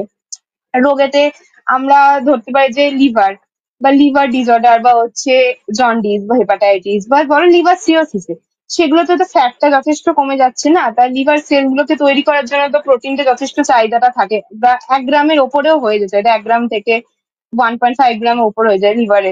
বা যখন এইসব ফিভার, তারপর ইনফেকশন এগুলো, বা হচ্ছে টিউবারকুলোসিস টিবি, যথেষ্ট ভয়ানক একটা রোগ, সেগুলোতেও কিন্তু যথেষ্ট পরিমাণে কিন্তু প্রোটিনটা আমাদের দরকার। ওটা হচ্ছে 1.5 গ্রাম এরকমের মধ্যে হয়ে যায়, 2 গ্রামের মধ্যেও চলে যায় টিভিতে। ওটা বাচ্চাদের তো আরটু বেশি লাগে। এটা আরেকটা দেখা যায় যে ডায়াবেটিস মেলিট আছে, সেখানে যদি পরিমিত প্রোটিনের সাথে যদি আমরা কার্বোহাইড্রেটটা দিই, তাহলে কি একটা ব্লাড গ্লুকোজ কনসেন্ট্রেশনটাকে লোয়ার করতে সাহায্য করে। মানে একা একা কেউ কাজ করছে না, মানে একসাথে যদি দুজন মিলে বা তিনজন মিলে যদি কাজ হয়, তাহলে কিন্তু কাজটা বেশ ভালো ওটা হচ্ছে। এসবেতে হতে পারে। আবার অনেক সময় দেখা যায় যে একটু কিডনি ডিজিজ, এই ডায়ালিসিস, ডায়ালিসিসে দেখতে হবে প্রোটিন লস কিরকম টাইপের হচ্ছে, সেই মতন আমরা দিতে পারি। সেখানে প্রোটিনটা দেখতে হবে হিমোডায়ালিসিস না পেরিটোনিয়াল ডায়ালিসিস, সেই হিসাবে আমরা হচ্ছে 1.2 থেকে 1.5 গ্রাম এরকম টাইপের আমরা বডি ওয়েট অনুযায়ী এরকম টাইপের আমরা দিতে পারি প্রোটিনটা। মূলত বার্ন পেশেন্ট মানে ধরো পুড়ে গেছে এরকম পেশেন্ট, অনেক পার্সেন্ট বার্ন থাকে, তাদের কিন্তু একদম প্রোটিন রিকোয়ারমেন্ট একদম বাড়াতেই হবে। তখন দেখতে হবে না কি আছে, বাট ইউরিয়া ক্রিয়েটিন কিরকম লেভেল আছে সেই প্রোটিন দিতেই হবে। তখন প্রোটিন পাউডার বা অনেক কিছু তাদের দিতে হবে বার্ন পেশেন্ট পুড়ে গেলে এসবে। আর হচ্ছে যদি আমরা আরেকটা দিকে, প্রোটিন কাদের কম লাগবে, প্রোটিন তো অনেকেরই একটা কমও তো লাগতে পারে না। হ্যাঁ, প্রোটিন কম লাগার মধ্যেই ফার্স্টেই আমরা ধরে নিই হচ্ছে ওবেসিটি। মোটামুটি যে যেরকম আমাদের অ্যাডাল্ট ফিমেলের না সেরকমই মোটামুটি প্রোটিনটা লাগে। এবার যদি হার্ট ডিজিজ বা অ্যাথেরোস্ক্লেরোসিস একটুখানি যদি হার্ট ডিজিজের দিকে যায়, তাহলে একটু অ্যানিমাল প্রোটিন মানে ধরো রেড মিট বা অর্গ্যান মিট বা মাটন এইসব জাতীয় কমে একটু প্ল্যান্ট প্রোটিনের দিকে যাও, বা অ্যানিমাল প্রোটিন এবং লিন মিট এসবের দিকে আমরা যেতে পারি। বা বিভিন্ন হচ্ছে কিডনি ডিজিজ আছে না, অ্যাকিউট রেনাল ফেলিওর বা গ্লোমেরুলোনেফ্রাইটিস, এগুলো একটু প্রোটিনটা মডারেট রেখে দিতে পারি। হচ্ছে এগুলো মডারেট রেখে, বা তার মধ্যে আমরা চেষ্টা করছি 50% হচ্ছে অ্যানিমাল প্রোটিনটা রাখার, কারণ হচ্ছে অ্যানিমাল প্রোটিনটা বেশি পরিমাণে ওটা অ্যাবজর্বটা হতে পারে, বায়োলজিক্যাল ভ্যালু যুক্ত, ওটা অ্যাবজর্পশনটা ইজি হবে, অ্যানিমাল প্রোটিনটা ওটা রাখা যেতে পারে। মানুষের প্রোটিনটা হয় হচ্ছে ইনহেরিটেড মেটাবলিক ডিসঅর্ডার, মানে যে জেনেটিক ডিসঅর্ডার গুলো হয়, ফিনাইল অ্যালানিন, ওই কিটোনিউরিয়া, ওইসব ডিসঅর্ডার, সেগুলো হচ্ছে অ্যামিনো অ্যাসিড গুলো মেটাবলিজম অনেকটা কমে যায়, সেসব আমরা অনেকটাই কম দিতে পারি। অনেক সময় হয়ে যায় ইউরেমিয়া, মানে যে ওটা হচ্ছে ব্লাডে ইউরিয়াটা বেশি পরিমাণে ওটা বেড়ে যায়, তাহলে প্রোটিন একটা ওয়েস্ট প্রোডাক্ট বেড়ে যাচ্ছে, সেখানে যদি আমরা প্রোটিনটা দিই আরো বেশি বেশি করে, তাহলে প্রোটিনটা তো বডিতে জমা হতে থাকবে না, ফলে কিডনি ফেলিওর এসব এত কিছু হয়ে যায়, ফেলিওর হবে। তো সেই সময় একটুখানি প্রোটিনেরটা একটু কম দেওয়াটাই উচিত মনে চলে। আরো অনেক কন্ডিশন এগুলোতে থাকে ক্যান্সার পেশেন্টদের। ক্যান্সার পেশেন্টদেরও মোটামুটি ভালো বেশ 100 গ্রাম অব্দিও যেতে পারে, যেটা 80, 100 গ্রাম, 220 গ্রাম মধ্যে ভালো টাইপের প্রোটিন অ্যান্টিঅক্সিডেন্ট যুক্ত খাবার এখানে মূলত আমরা দিতে পারি। এইগুলোতেই মোটামুটি আমরা প্রোটিনটা আমরা দিতে পারি। তারপরে হচ্ছে সার্জারি। সার্জারি হয়েছে, ধরো অনেকে সার্জারি হয়েছে, তাদের জন্য আমরা ইজিলি ডাইজেস্টেবল প্রোটিনটা আমরা একটুখানি বেশি পরিমাণে ওটা দিতে পারি। মোটামুটি অপারেশন বা এইসব চিকিৎসাতে আমরা দিতে পারি। এখন দেখো আমাদের বাজার চলতি প্রচুর প্রোডাক্টস বেরিয়ে হুম গেছে। হুম সোয়া রিচ, হুম প্রোটিন রিচ ইত্যাদি ইত্যাদি। যারা জিম হ্যাঁ করে তাদেরকে এটা বোঝানো হয় যে প্রোটিন মাসেল তৈরি হচ্ছে, তো ফ্যাট যেটা হুম তৈরি, তোমার যে চর্বি আছে বা ফ্যাটটা আছে, তো সেই অ্যাডিপোজ টিস্যু থেকে হ্যাঁ ফ্যাটটা তো ভাঙছে, তাই প্রোটিন তৈরি হবে। তো সেই জায়গায় তোমার তো আর অন্য কিছু দিয়ে চলবে না, তো তোমাকে প্রোটিনই খেতে হবে, মানে প্রোটিন হুম পাউডার খেতে হবে, সাপ্লিমেন্ট লাগবে। তো এই জায়গাটা কতটা হুম যুক্তিযুক্ত একটু আমাদের বলবে। আর প্লাস আর একটা জায়গা, মানুষ কিন্তু যতটা ট্রেনারকে দিয়ে কথা শোনে তার থেকেও বড় বেশি ইনফ্লুয়েন্স হুম হয় সোশ্যাল মিডিয়া বলো, যে কোনো ধরনের মাধ্যম হতে পারে লোক মুখে শুনেছে, বা হতে পারে কিছু অ্যাডভার্টাইজমেন্ট, অথবা কোনো সেলার। বিশেষ করে কিছু কিছু সেলার আছে যারা একটু হুম ফোর্স সেলিং করে। তো সেই জায়গা থেকে প্রোটিন কমে গেছে, তোমার প্রোটিন কমে গেছে মানে মানুষকে মেন্টালি এতটাই এক্সস্টেড করে তোলে যে মানুষ ভেবেই পায় না, হুম সাধারণ মানুষ, যে আমার তখন সে ভাবে যে সত্যি তো আমার তো প্রোটিন কম খাওয়া হচ্ছে। ফলে তখন তারা কি করে, লিমিটলেস প্রোটিন পাউডার বা শেকস বা ধরো হুম সাপ্লিমেন্ট জাতীয় জিনিস এইগুলোকে ইনটেক করতে শুরু করে। তো এইটা খাওয়া কতটা যুক্তিযুক্ত? আর যদি আমার প্রোটিনের প্রয়োজনীয়তা না থাকে তাহলে খেলে কি কি হতে পারে, গুড অ্যান্ড ব্যাড দুটোই এফেক্ট আমাদের শরীরে কি কি হ্যাঁ ভাবে পড়তে পারে, এটা যদি তুমি একটু বলো। হ্যাঁ প্রোটিনটা তো বললাম কি কাজে লাগতে পারে। এবার প্রোটিনের ওভারডোজ, মানে মানুষ খাবার খাচ্ছে তার সাথে একটা প্রোটিন পাউডার, একটা আমারও বিভিন্ন ক্লিনিকে আসে যে পেশেন্টরা বলে আমি তো খাবার খাচ্ছি বাট ঠিক মতন হচ্ছে মাসেল গ্রোথ হচ্ছে না, 50, 60 এজেও আসে। সে বলে যে আমার কি খেলে হবে? তখন তাদেরকে তো এরকম ভাবে পাউডার বা সাপ্লিমেন্ট এরকম ভাবে তো রেকমেন্ড করা উচিত না, না। বাট তারা আবার অনেকে নিজে নিজে থেকেও খায়, কোনো কনসালটেশন বা হেলথ কেয়ার প্রফেশনালের কথা না শুনে নিজেরাই পরামর্শ করে নিজেরাই ভাবে খায়। এবার তাহলে বলা যায় যে ওভারডোজ, একটা হচ্ছে ওভারডোজ একটা প্রোটিন পাউডার হচ্ছে কাদের মোটামুটি একটা খাওয়াটা উচিত। হচ্ছে তারা ধরো হচ্ছে ডেইলি প্রোটিন তাদের রিকোয়ার হচ্ছে না, হ্যাঁ, তারা হয়তো মাছ মাংস ডিম অনেকে খাচ্ছে না, বা ভেগান বা ভেজিটেরিয়ান, তাদের খাওয়া উচিত। বা অনেকে হচ্ছে হসপিটালাইজ বার্ন পেশেন্টদের হচ্ছে একটা প্রোটিন পাউডার ওটা দিতেই হয়। তাহলে প্রোটিনের অনেকটাই নিড থাকে, কারণ টিস্যু গুলো হচ্ছে রিপেয়ার করার জন্য, টিস্যু গুলো তো ওটা পুড়ে যায় না বার্নে, টিস্যু গুলো রিপেয়ার করার জন্য রিজেনারেট করার জন্য এটা কিন্তু দিতে হয়। আবার হচ্ছে ক্রনিক্যালি ইল পেশেন্ট, মানে ধরো যারা মুখ দিয়ে বা হচ্ছে ওরাল ফিডিং করতে পারছে না, তাদের একটা প্রোটিন পাউডার বা প্রোটিন সাপ্লিমেন্ট হিসেবে ওটা তাদের দেওয়া হয়। বা অ্যাথলিটস বা হচ্ছে এক্সারসাইজ ফিটনেস, তাদের মোটামুটি একটা প্রোটিনের একটা চাহিদাই থাকে খাবারের মাধ্যমে। খাবার দিয়েও তার সাথে একটা প্রোটিন একটা দিতেই হয় মোটামুটি তাদের। এবার বলি যে হচ্ছে প্রোটিনের ওভারডোজ কাদের জন্য সুইটেবল না, বা পাউডার বা সাপ্লিমেন্ট কাদের জন্য নয়। তাই ধরো একটু নজিয়া ভমিটিং এর ধাত আছে, বা পেটে ব্যথা বা একটু ডায়রিয়া বা ওইসব যাতে হয়, এই প্রোটিন পাউডার বা সাপ্লিমেন্ট খেলে। অনেকে কিডনি থাকলেও হয়, তাদেরও হচ্ছে খাওয়াটা একদমই উচিত না, কারণ কিডনিতে এমনি কম প্রোটিন দেয়, তারপরে যদি এগুলো খায় তাহলে তো আরো অনেক বিপজ্জনক হবে। তবে যারা হচ্ছে মাছ মাংস ডিম মোটামুটি একটা ব্যালেন্স ডায়েট করছে তাদের জন্য একদমই উচিত না হচ্ছে। একদম যদি খেতেই চায় তাহলে কোনো কনসালটেশনের পরামর্শ নিয়ে খেতে হবে। এবার প্রোটিন পাউডার তো অনেক আছে, তো অনেকে অ্যালার্জি হতে পারে, যেমন ওয়ে প্রোটিন, এটা মিল্ক প্রোটিন, অনেকে মিল্কে প্রোটিনে অ্যালার্জি না, সে যদি ওটা খায়, ল্যাকটোজ ইন্টলারেন্স যদি কেউ হয়ে থাকে, সে যদি খায় না বুঝে যে আমাদের খাওয়া দরকার খেয়ে নিল, তাহলে কিন্তু অনেক অ্যালার্জি ওটা বেড়ে যেতে পারে। কেজিন প্রোটিন এগুলো তো আছে। এছাড়া হচ্ছে সোয়া প্রোটিন, এগুলো তো অনেক, সোয়া প্রোটিন অনেকে অ্যালার্জি থাকে, সেগুলো তো যদি খায় তাহলে ইনটলারেন্স থাকবে, অনেক হচ্ছে পেট ব্যথা বা স্টমাক পেন বা ক্রাম্পস, নজিয়া, ভমিটিং, বমি জাতীয় এসব সমস্যা হতে পারে। এবার দেখো অনেকের একটা প্রশ্ন থাকে যে ম্যাডাম, আমি তো সবই হুম বুঝলাম, কিন্তু তাহলে আমাকে হুম একটা উপায় বলে দিন, যে আমি কিভাবে নিজের প্রোটিনের চাহিদাটাকে ফুলফিল করতে পারবো, বা প্রত্যেক দিনে হুম আমরা যদি ঘরেরই খাবার খাই। কারণ দেখো, সাধারণ মানুষ, একদম হুম নর্মাল সাধারণ মানুষের কথা আমি বলছি, তারা কিন্তু চাইবে যতটা কম খরচায় আমরা দৈনন্দিন জীবনটাকে চালাতে পারি। কারণ আমাদের হুম যতই সামর্থ্য থাকুক না কেন, বা আমি খুব হাই কোয়ালিটির এ গ্রেডেড পিপল হতে পারি, তবুও আমাদের বর্তমানে সমাজের কথাও যদি চিন্তা করি, মূল্য বৃদ্ধি, সমস্ত কিছু। কারণ সেখানে যে শুধু সংসার চালানো তাকে তা নয়, খাবার আছে, জল আছে, হুম, এখন তো ইলেকট্রিক রয়েছে, চার্জেস বিভিন্ন ধরনের হুম, বেড়েই চলেছে। মানে আমাদের নর্মাল লাইফ লিড করার জন্য যে যে এক্সপেন্সেস গুলো সেগুলো দিনে দিনে বাড়ছে, পড়াশোনার খরচা আছে, সবই নিয়েই হুম, আমাদের জীবন, তো সবকিছু নিয়েই চলতে হবে। তো আবার আমাদের শরীরকেও ভালো রাখতে হবে। তো এটা বোধহয় তুমিও ফেস করেছো বা আমিও করেছি। সেই জায়গা থেকে হ্যাঁ, অনেকেরই প্রশ্ন থাকে যে তাহলে আপনি একটু বলে দিন যে আমরা কিভাবে ঘরের খাবার দিয়েই প্রোটিনের চাহিদাটাকে ফুলফিল করতে পারি। অথবা অনেকে হুম, বাচ্চার জন্য জিজ্ঞাসা করে, তুমি একজন পেডিয়াট্রিক হ্যাঁ, নিউট্রিশনিস্ট, তুমি ভালো বুঝবে যে বাচ্চার জন্য বা ধরো নর্মাল যারা স্কুল গোয়িং চিলড্রেন, যাদের ক্ষেত্রে স্কুল টিফিনটা একটা হুম, বড্ড মারাত্মক খাবার, যে জায়গা থেকে তারা মেন নিউট্রিশনটা হুম, পেয়ে যায়। কারণ সেই সময় অ্যাডোলেসেন্সে সবে সবে ঢুকছে সেই সমস্ত ছেলেমেয়েরা, তো তাদের ক্ষেত্রে কি হোমমেড কোনো প্রোটিন পাউডার আমরা তৈরি করতে পারি? এটা একটা আমার প্রশ্ন থাকবে তোমার কাছে। আর হোমমেড প্রোটিন পাউডার ছাড়াও প্রত্যেক দিনের খাবারে আমরা এমন কি কি খাদ্য উপাদান রাখতে পারি যেটা খেলে বা প্রতিদিন কনজিউম করলে আমাদের আর প্রোটিনের কোনো অভাব থাকবে না? হ্যাঁ। আর আমাদের দৈনন্দিন জীবনেই অনেক খাবার থাকে। ফার্স্টেই আমরা বলি ডাল। ডাল মোটামুটি সবার বাড়িতে কিছু না প্রতিদিন প্রায় হয়। 6 দিন আমি ধরে নিতে পারি যে ডাল মোটামুটি হয়।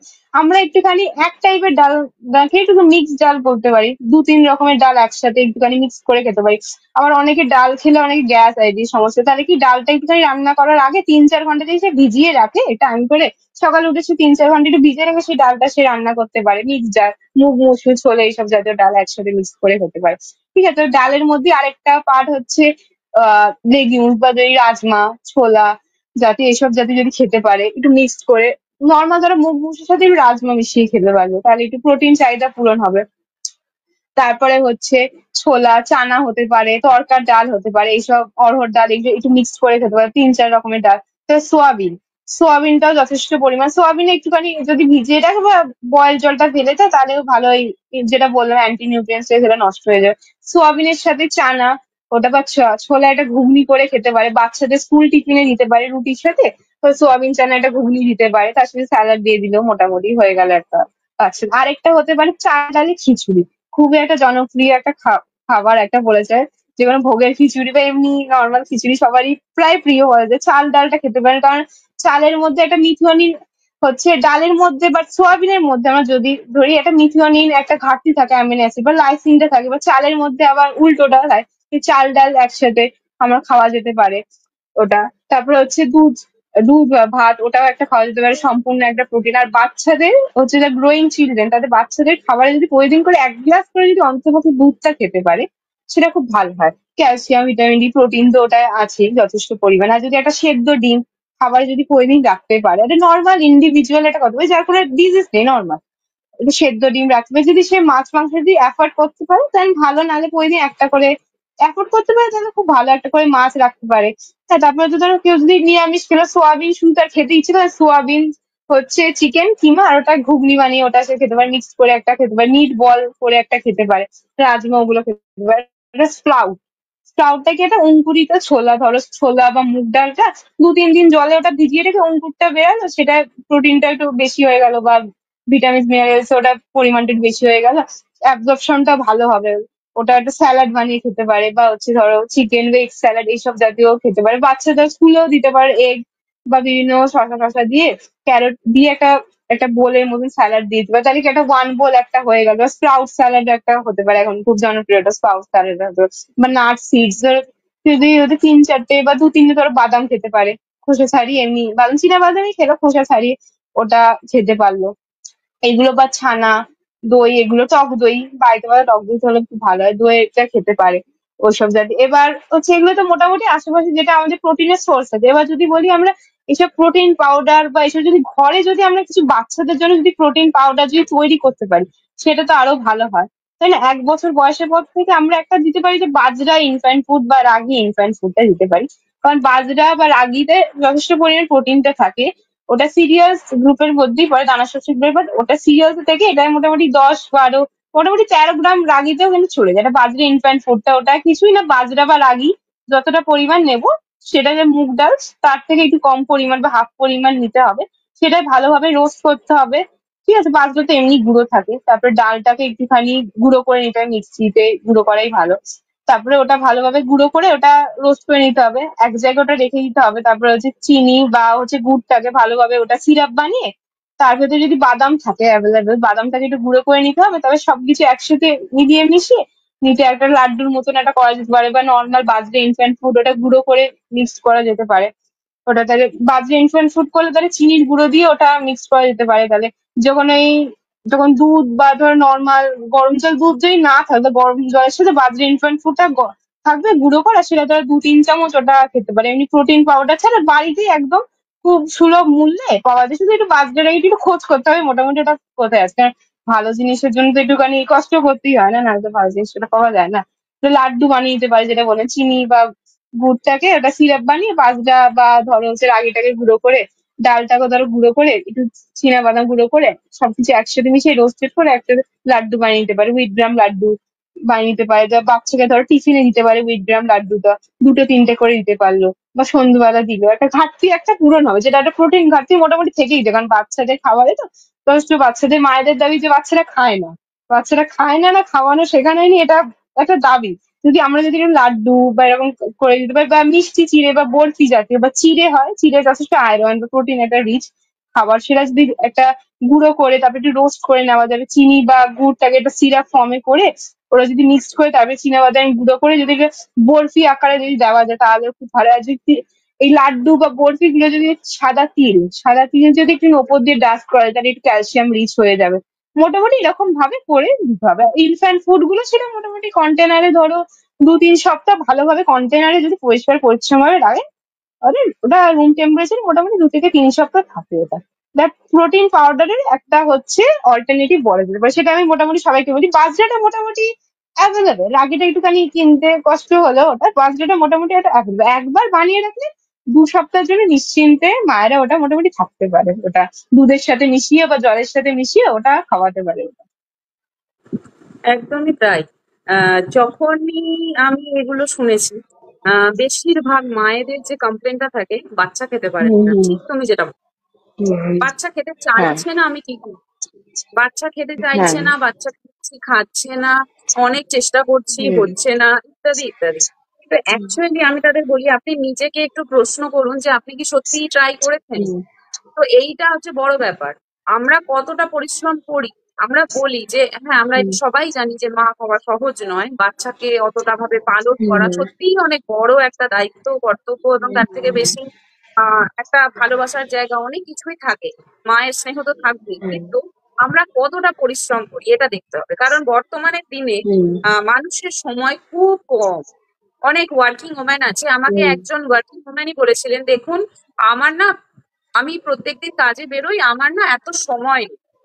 কারণ তারা এইভাবে সেই জিনিসটাকে গ্লোরিফাই করে যে আমরা কাজ করছি তাই আমাদের সময় নেই।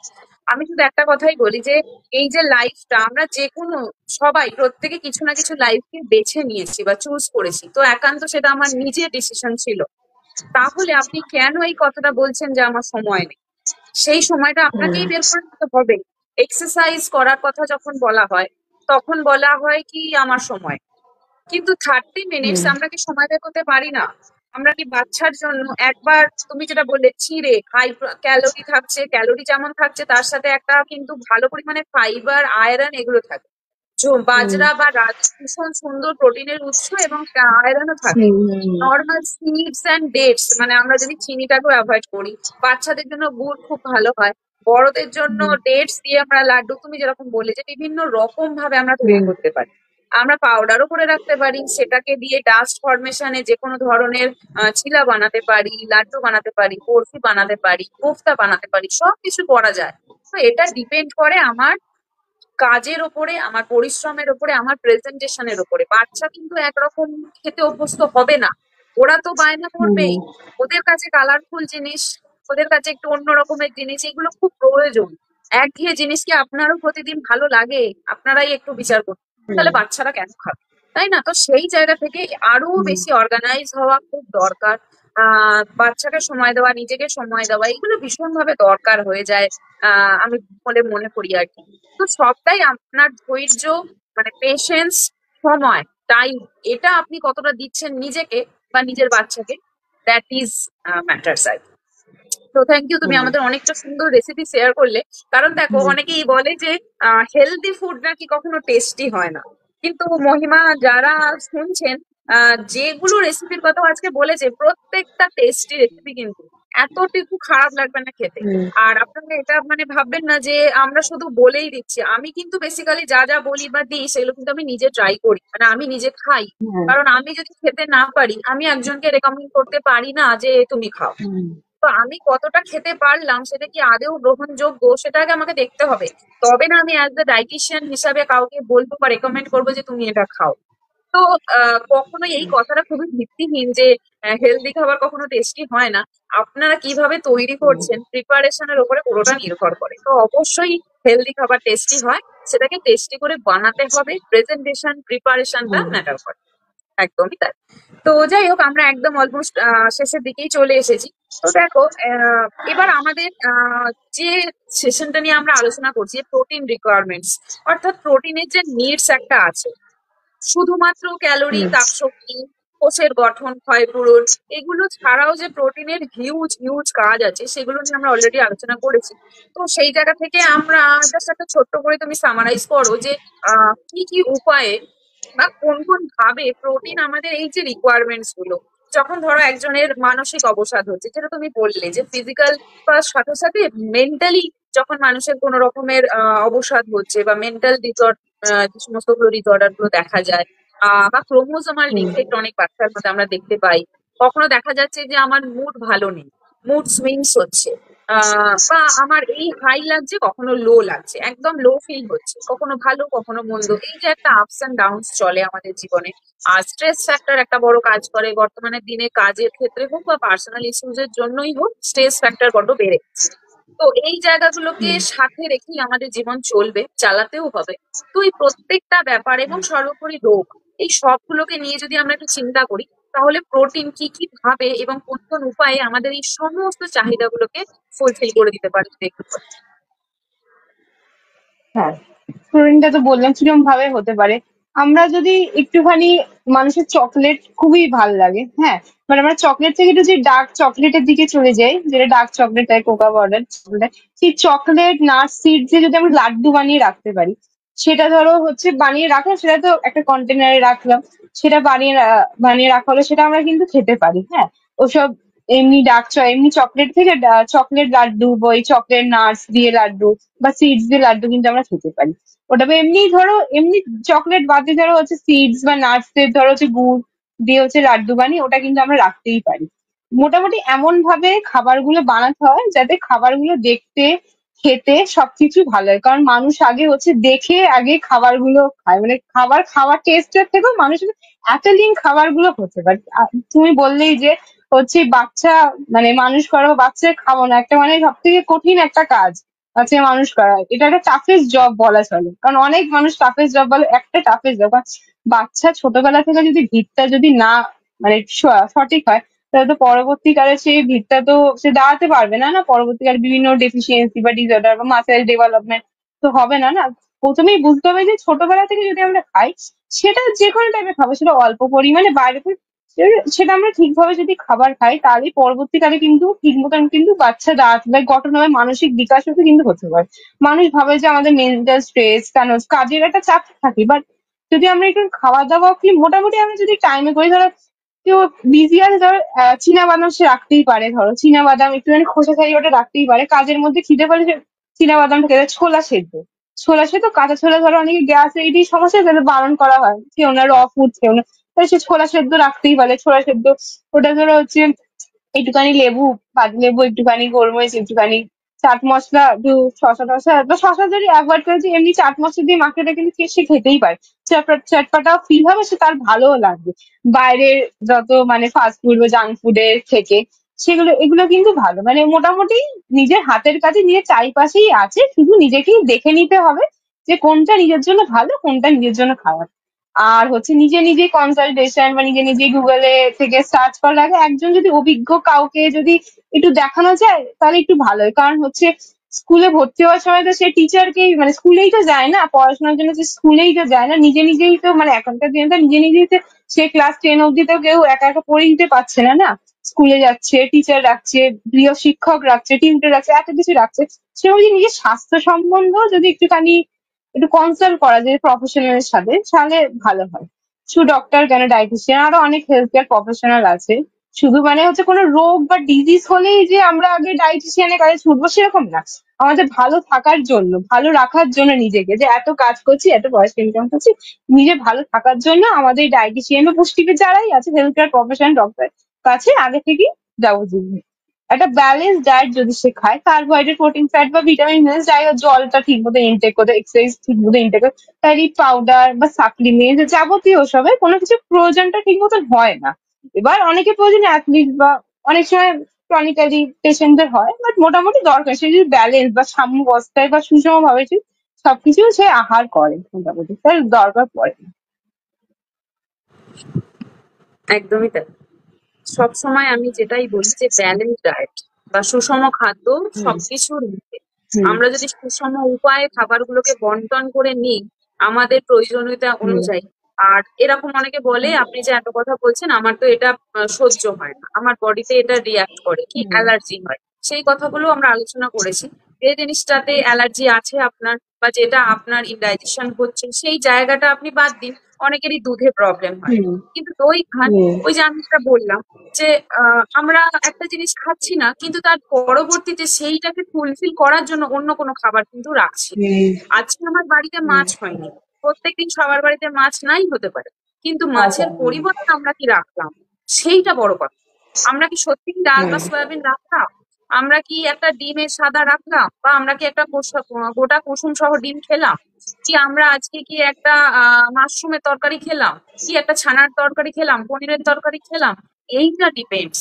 এটা আগে দেখুন যে আমরা যখন একটা বাদ দিচ্ছি খাবার সেই জায়গায় ফুলফিল করার জন্য কি কি রাখছি, অর্থাৎ সুষম ভাবে বন্টন। অনেক সময় আমরা ওই যে যেটা মহিমা বললো যে আমরা ঠিক করতে পারি না যে আমরা কোনটা খাবো বা কোনটা খাবো না। তো তার জন্য হুম আমরা আছি, মানে এক্সপার্টরা আছেন। তো সেই জায়গা থেকেই কিন্তু সবসময় যেমন ও বললো যে আমরা একটা পড়ার বিষয়, প্রত্যেকটা বিষয়ে এক একজন অভিজ্ঞ শিক্ষক থাকেন। তো সেই জায়গায় খাদ্য এবং পুষ্টি বিষয়কও একজন শিক্ষক আছেন। তারা পুষ্টিবিদ বা নিউট্রিশনিস্ট বা ডায়েটিশিয়ান তাদের ফিল্ডে। যেরকম ভাবে আমি বলি মেডিসিন এর যে অভিজ্ঞ তাদেরকে আমরা ডক্টর বা চিকিৎসক বলি, পুষ্টি বা খাদ্য হুম সংক্রান্ত যারা অভিজ্ঞ বা এক্সপার্ট তাদেরকে আমরা নিউট্রিশনিস্ট, পুষ্টিবিদ বা ডায়েটিশিয়ান বলি। তাহলে আপনারা আপনাদের সামনে সুন্দর করে পথ কিন্তু খোলাই আছে যে কোন দিকে আমরা যাব। তো অনেক সময় এক্সপার্টের হেল্প আমাদের লাগে, প্রয়োজন সত্যিই হয়। তার মানে এই নয় যে আমাদের শরীরে কোনো রোগ আছে। আমাদের পুষ্টিটা সম্পূর্ণভাবে যাতে বন্টন হয়, সুষম আহার যাতে আমরা করতে পারি, সেইটা দেখা খুব দরকার। হুম অনুরাধা ম্যাম এসেছেন, উনি আমাদের অ্যাপ্রিসিয়েটই করছেন সেই জায়গা থেকে যে ব্যালেন্স ডায়েট, যেটা নিয়ে আমরা সবসময় যে বলি যে একদমই কারেক্ট। ব্যালেন্স ডায়েটটা যে আমাদের একটা নর্মাল খাবার, মানুষরা ব্যালেন্সই করতে চায় না। লাইফের হুম ক্ষেত্রেও যদি আমরা দেখি যে আমরা প্রপার ব্যালেন্স কতটা করি, এক একজন মানুষ খুব সুখী খুব দুঃখ, কারো কারো এরকম থাকে। হুম কিন্তু কতটা এটা আমাদের জীবন, জীবনের অঙ্গ। তো আমরা দুটোকে নিয়েই কিভাবে ব্যালেন্স করে চলবো এইটা দেখা, সেরকম ভাবে আমাদের পুষ্টিটাও সুষম বন্টন করা ভীষণ ভীষণ ভাবে দরকার। তো থ্যাংক ইউ ম্যাম থাকার জন্য, কমেন্ট করার জন্য। তোমাকেও মহিমা খুব ধন্যবাদ অনেক আমাদেরকে সময় দিলে। আমি লাস্ট তোমার কাছে একদম কনক্লুড করবো সেশনটাকে যে তুমি অ্যাজ এ ডাইটিশিয়ান বা তুমি রেনালেও কাজ করেছো, বাচ্চাদেরকে নিয়ে কাজ হুম করেছো, পিডিয়াট্রিক ডাইটিশিয়ান হওয়া সত্যিই একটা অনেক বড় জায়গা, কারণ বাচ্চাদের নিয়ে কাজ করার থেকে বড় ব্যাপার তুমি বাচ্চাকে কিছু বোঝাবে সে বুঝবে, কিন্তু তোমার মাকে বোঝাতে হুম অনেক সময় লেগে যায়। একদম। আর সেই হ্যাঁ জায়গাটা হ্যাঁ ঠিক। অনেকটা বড় একটা কাজ। তো তুমি এই জায়গাতে কাজ করো, তো সেই হিসাবে অ্যাজ এ ক্লিনিক্যাল ডায়েটিশিয়ান তুমি আমাদের সকলের জন্য প্রোটিন নিয়ে বা আমাদের এই টোটাল সেশনটা নিয়ে যদি একটা নর্মাল সাজেশন বা তোমার যা যা বলার সেটা যদি একটু বলো, যেটা তুমি আমাদের সঙ্গে শেয়ার করতে চাও, প্লিজ গো অন। হ্যাঁ, প্রোটিন নিয়ে তো এত কিছু যে বললাম, যে এত সোর্সেস, এত টাইপস, কার কখন কি প্রোটিন লাগবে, কার কখন লাগবে না, এবার প্রোটিন লাগবে না। আমি বলবো যে প্রোটিনের সাথে সাথে সবকিছুই খেতে হবে, ঠিক আছে, যেগুলো প্রোটিনটা আমি বললাম। একজন মানুষ হচ্ছে পনির যদি, অনেকে আমাদের এখন জীবনে অনেকে পনিরটা এখন খায় না, অনেকে পনিরটা খাচ্ছে, পনিরটাকে যদি আমরা একটু স্যান্ডউইচ ফর্মে খেতে পারি, এটা আমার পার্সোনাল ট্রাই করাই হচ্ছে, পনিরটা স্যান্ডউইচটা করে চিজের বদলে অনেকে খেতে পারি, এসবে দিলে খুব ভালো হয়। আর যেটা বললাম পাউডার বসবে বলে যেটা বাড়িতে তৈরি করে খাওয়া, আমাদের দেখতেই হবে যে চারপাশে মোটামুটি কি খাবার দাবার আছে সেটা কি আমরা যদি ঘুরিয়ে ফিরিয়ে খাবার একঘেয়ে, যেরকম আমাদের একঘেয়ে জীবনটাও ভালো লাগবে না, সেরকমই যদি আমরা প্রোটিন জাতীয় বা অন্য জাতীয় খাবার যে ঘুরিয়ে ফিরে, ধরো একদিন বললেই যেটা মাছ মাংস হলোই না, নাই হতে পারে না, হচ্ছে তাহলে একদিন ডালটাকে একটুখানি খাই, ডালটাকেও এমন করে খাই যে প্রোটিনটা পূরণ হবে, যে দু তিন রকমের ডাল একসাথে মিলিয়ে মিশিয়ে খাই। হ্যাঁ, আর দেখতে হবে যে প্রোটিনটার চাহিদা যেন হচ্ছে বেশি না হয়ে যায়, তার যেরকম পরিমাণ দরকার সেরকম মোটামুটি প্রোটিনটা ওটা দরকার। প্রোটিনটা মোটামুটি ভাবে সবারই খাদ্য তালিকায় রাখা উচিত, হচ্ছে ইনফ্যান্ট থেকে ওল্ড এজ অব্দি সবারই দরকার, কম বেশি দরকার। বিভিন্ন জায়গায় তো প্রোটিনটা একটু বেড়ে যায় যখন মানুষের চাহিদা একটু অন্যান্য ডিজিজ সম্পর্কিত প্রোটিনটা লাগে। মোটামুটি বলতে পারি প্রোটিনটা হচ্ছে বডি বিল্ডিং একটা ফুড, সেটা দেহে সংরক্ষণ নির্মাণ সবকিছুর জন্য প্রোটিনটা লাগবে, যেরকম হচ্ছে বাড়ি তৈরির জন্য ইট লাগবে, সিমেন্ট লাগবে, সেরকমই আমাদের দেহের জন্য প্রোটিনটা লাগবে। কারণ বুঝলেই তো, ফার্স্ট থেকেই বললাম, টাইপস থেকেই বললাম, প্রোটিনটা এমনকি হিমোগ্লোবিন, হচ্ছে রক্ত, তবে নিউক্লিক অ্যাসিড, ব্রেন সেল সবেতেই প্রোটিনটা আছে। তাই জন্য এত কিছুর জন্য তাহলে প্রোটিনটা লাগবে। প্রোটিনটাকে আমরা অবহেলা করে বা এটা খাবারের পরিবর্তে অন্য কোনো পাউডার বা সাপ্লিমেন্টস এর দিকে না ঝুঁকে, যেটা আমাদের হাতের কাছে আছে, সেটা ডাল সোয়াবিনই হোক বা মাছ মাংস ডিমই হোক, সেটাই আমরা যেন খাই মোটামুটি ভাবে। একদমই তাই। Thank you so so much. মহিমাকে অনেক অনেক ধন্যবাদ যে আমাদেরকে এত সুন্দর একটা সেশন উপহার দিল। আর সকলের উত্তর আশা করি আমরা দিতে পেরেছি। নিয়ার ফিউচারে যদি কারো কোনো প্রোটিন সম্পর্কে কিছু জিজ্ঞাসা থাকে বা যারা পরে দেখবেন, যারা ফেসবুক পেজ থেকে দেখছেন বা যারা ইউটিউবে দেখছেন, প্রত্যেককেই বলবো যাদের কোনো রকমের কোনো কিছু কোয়ারি থাকলে অবশ্যই কমেন্ট সেকশনে জানাবেন, আমরা আফটার লাইভে উত্তর দিয়ে দেবো। এবার মহিমা তোমার কাছে চলে আসি, তুমি তোমার এরিয়া অফ ওয়ার্কটা একটু আমাদের সাথে শেয়ার করবে, যদি কেউ তোমার সাথে যোগাযোগ করতে চায় তো কিভাবে তোমার কনসালটেশন পাবে সেটা একটু আমাদের সাথে শেয়ার করতে হবে। হ্যাঁ, আমি আমার নাম্বারটা বলতে পারি। নাম্বার যে 9874025412, এই নাম্বারে হোয়াটসঅ্যাপ, এমনি নর্মাল কলও করতে পারে, হচ্ছে যে কল বা মেসেজের মাধ্যমে সে আমার সাথে যোগাযোগ করতে পারে, অনলাইনে কনসালটেশনও করতে পারে। আপাতত এখন অনলাইন কনসালটেশনটাই রেখেছি, পরবর্তীকালে চেম্বার করে অফলাইন কনসালটেশনটাও করার সুবিধা আমি দিতে পারি, বলবো এটাই আমার আশা। এছাড়াও বিভিন্ন ক্লিনিক বা camp, সেগুলো আমার সাথে যোগাযোগ করে, কোথায় কি বসি, কখন কোন টাইম বলি, সেগুলো আমার সাথে যোগাযোগ করে হচ্ছে অ্যাপয়েন্টমেন্ট নিয়ে কনসাল্ট করতে পারি মোটামুটি। একদম, কারণ মহিমা অনেক রকমের স্বাস্থ্য শিবিরের সঙ্গে যুক্ত ও প্রচুর প্রচুর হুম, হেলথ এন্ড ডায়েট ক্যাম্প করে থাকে। তো যারা অফলাইনেও দেখাতে চান, তো ক্যাম্পে গিয়ে সরাসরি কথা বলতে চান, সেটাও পসিবল। তো সবটাই সম্ভব। তো যারা যে কোনো রকমের কোয়ারিজ এর জন্য কন্ট্যাক্ট করবেন, আমরা অলওয়েজ সাথে থাকবো। আর আমি ডায়েটিশিয়ান তমন্না সরকার সবসময় যেটা আমি বলেছি যে আমি ডায়েট প্ল্যানের ঊর্ধ্বে অলওয়েজ অ্যাওয়ারনেস কে বেশি জোর দিয়েছি, কারণ সচেতনতা, অ্যাওয়ারনেস আমাদের জীবনে ভীষণ ভীষণ দরকার, বিশেষ করে স্বাস্থ্য, খাদ্য এবং হুম, পুষ্টি সম্পর্কে। এটা ছাড়া সত্যিই চলে না। কারণ আমরা একটা কাউকে ডায়েট প্ল্যান দিয়ে দিতেই পারি, কিন্তু সেটা ততক্ষণ ফুলফিল হবে না যতক্ষণ না সে নিজে সচেতন। ঠিক এই সূত্র ধরেই ডায়েট প্ল্যান গুলো রাখা বা আমাদের এই টক শো উইথ তামান্নার সূত্রপাত। তো থ্যাংক ইউ সো মাচ যারা অলওয়েজ সাথে থেকেছেন, সাপোর্ট করেছেন। আগামী দিনে নিশ্চয়ই কোনো নতুন বিষয় নিয়ে আসবো। আর কারো যদি কোনো মাথায় থেকে থাকে যে এই কথাটা নিয়ে বলা যেতে পারে বা কোনো বিশেষ টপিক নিয়ে আলোচনা করা যেতে পারে, অবশ্যই আমাকে জানাবেন, আমি আগামী দিনে সেই টপিকটা রাখার চেষ্টা করবো। তো ধন্যবাদ সকলকে। মহিমাকেও অনেক ধন্যবাদ। Thank you so much. সকলে খুব ভালো থাকবেন, সুস্থ থাকবেন, নিজের হেলথের খেয়াল রাখবেন, ভালো থাকবেন।